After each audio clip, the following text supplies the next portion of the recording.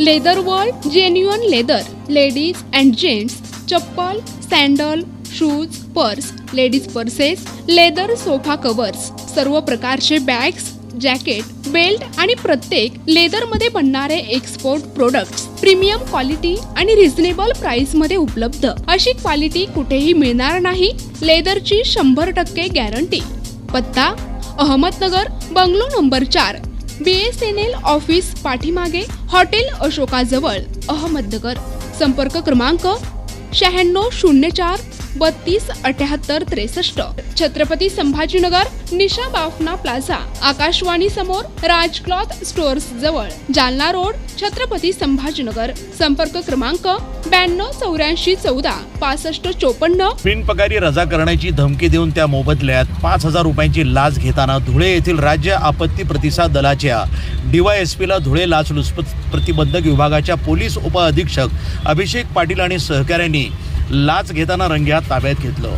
तक्रारदार ही एक महिला असून SRPF गट क्रमांक 6 अंतर्गत महाराष्ट्र राज्य आपत्ती प्रतिसाद दलात नर्सिंग ऑफिसर म्हणून कार्यरत आहेत.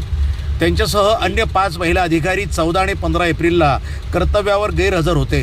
तेथील सहाय्यक समादेशक तथा DYSP चंद्रकांत बाबुराव पारसकर यांनी गैरहजर राहिलेल्या सर्वांनी प्रत्येकी 1,000 रुपये असे 5,000 रुपये मला आणून द्या, अन्यथा तुमची बिनपगारी गैरहजेरी करीन अशी धमकी दिली.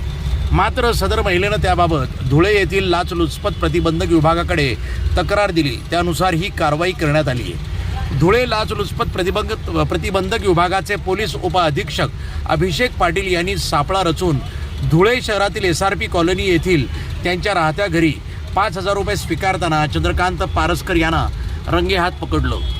ACBचे पोलीस उपअधीक्षक अभिषेक पाटील यांच्या मार्गदर्शनाखाली पोलीस निरीक्षक रुपाली खांडवी, राजन कदम, मुकेश अहिरे, प्रशांत बागुल, संतोष पावरा, रामदास बारेला, प्रवीण पाटील, मकरंद पाटील, प्रवीण मोरे, सुधीर मोरे, जगदीश बडगुजर यांच्या पथकानं ही कामगिरी बजावली. राज्य आपत्ती प्रतिसाद दल धुळे या ठिकाणी कार्यरत असलेले सहाय्यक समादेशक चंद्रकांत पारसकर यांना लाचलुचपत प्रतिबंधक विभागाच्या धुळे पथकाने आज रोजी 5,000 रुपये लाचेची मागणी आणि स्वीकारण्याचा प्रयत्न करत असताना ताब्यात घेण्यात आलेला आहे. यामध्ये जे तक्रारदार आहेत हे राज्य आपत्ती प्रतिसाद दल धुळे याच ठिकाणी नर्सिंग ऑफिसर या पदावर कार्यरत होते.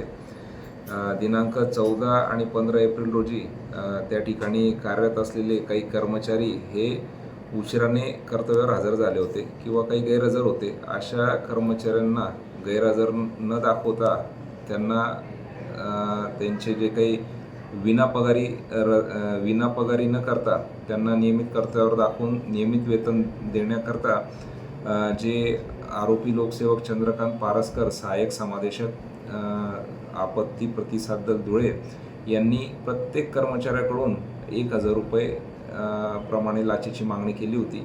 आणि हे जे काही 5 कर्मचारी जे गैरहजर होते त्यांची जी काही लाचेची रक्कम आहे ती त्यांनी हे जे तक्रारदार आहेत त्यांना गोळा करून आणून देण्यासाठी सांगितलं होतं. त्यांना सदरची जी लाच रक्कम आहे ती त्यांना गोळा करून द्यायची नव्हती. त्यासाठी त्यांनी अँटी करप्शन ब्युरोकडे तक्रार केली होती.